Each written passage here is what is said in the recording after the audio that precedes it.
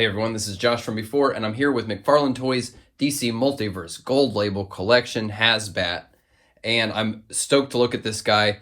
The original release was one of my favorite figures of last year, and this was the diet version compared to this. Also very stoked to be getting a Gold Label release that feels like something more than the original.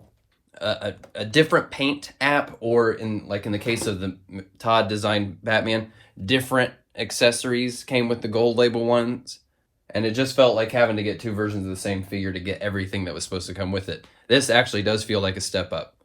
It's got more paint, it's got a light up feature. Let's take one quick look at that. Found this, I had this pre-ordered at Target, but I found it in my local store and canceled the pre-order. Let's get them out. So like I said, it's nice to see some significant differences from the original release, even if it means we have to pay a little bit more for it. In this case, we do. It's $22.99. That's $3 more than normal.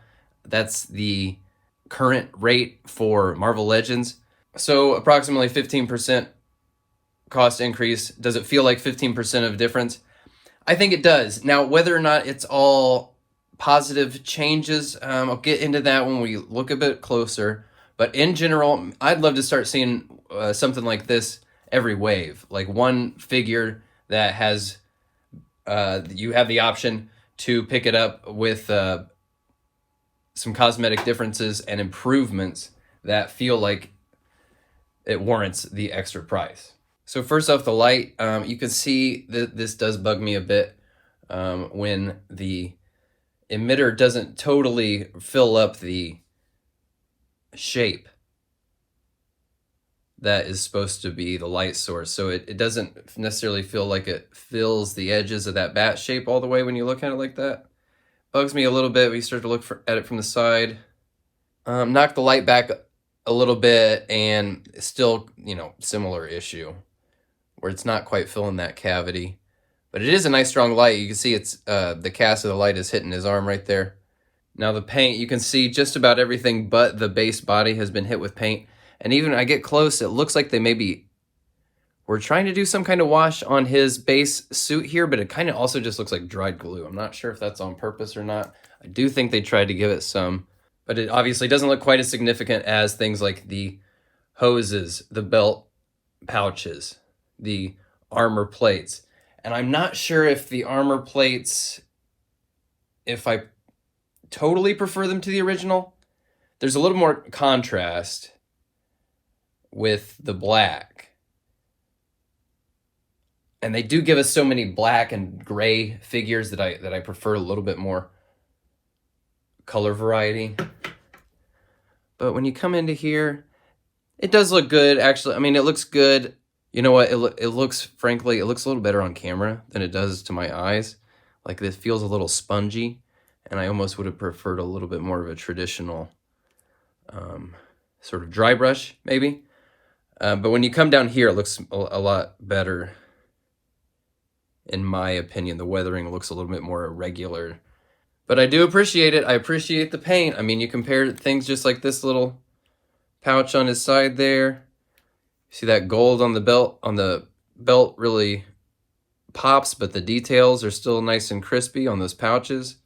It looks good. One thing, the biggest difference that I am not a fan of is that the Gold Label one has this smooth plastic for the tank on the back, where this feels more like, I don't know, it's got kind of like a cast iron look. It's got a little bit more texture. It's got a little bit more age. Feels like it tells a little bit more of a story. But this canister is what houses the battery and the switch for the lights. There's a switch right there, tucked back in there. Can we see it? You can kind of see it from the side. If you just push like that, because this is a little loose, got a little action, boom. Nice and easy to turn on. And it's going to be the same figure as last time. Love the way the head, neck, what have you moves around, and these tubes move with it. Love being able to get this clearance despite those big shoulder armor pieces. Really would have loved some paint inside this, inside these plastic compartments. Really would have given a little bit more dimension. The biggest gripes are the same ones I had with the original, was that these hands feel a little bit small, and I don't like it when they give us an accessory hand and no accessories. I would rather just have 2 pre-sculpted hands at that point and not be reminded that I didn't get anything to go with this guy. I have been using, for the original, I like this explosive gel thing from Arkham, that if you put it in his hand, it can kind of pass as sort of like a radiation detector, PKE meters type of thing, just to give him a little something to do. But the hazmat suit, just the idea alone, I'm very warm to it. I'm from the era of the Kenner days where it was just countless Batman variants that were zero gravity Batman, submarine attack Batman, volcano mission Batman, everything under the sun. This feels like a callback to those days in a way that I really like. And then just beyond the Gold Label improvements, or beyond the Gold Label additions, just the base figure alone, like I said, one of my favorites of last year. Really feels like what should more or less be a template for every figure going forward. Great look, great movement, great feel in hand. I'm all about this guy. Knock back the lights again just for a second to show you. Never underestimate a light up feature, especially when it's strong enough to cast light on other characters, or like I was saying earlier, cast light on the figure itself. Something to just keep in mind when you're displaying your figures. It's not just the light source, it's also the cast that you want to try to implement. Take a look at them next to some other figures here real quick. Let's bring in Soul Crusher. Let's bring in Todd Bat. Pretty cool. People say these things are difficult to stand up. I don't know, guys. Put the time in. Pretty rad. Whether or not you need a second one of these, whether or not these improvements are enough to bring you back a second time or to pay the extra $3, that's up to you.